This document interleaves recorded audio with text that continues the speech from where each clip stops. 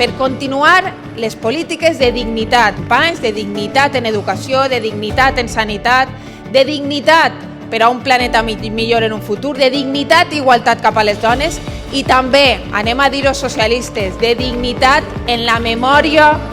i en la reparació del que va fer el franquisme en la nostra societat.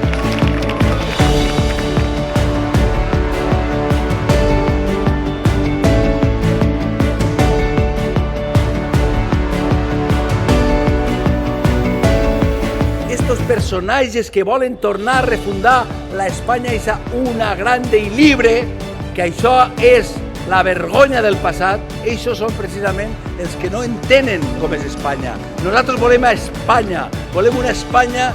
de tots i de totes, volem una Espanya plural, diversa, l'Espanya de veritat, l'Espanya que parla en castellà i en valencià, en gallec i en basco, l'Espanya de tots i de totes!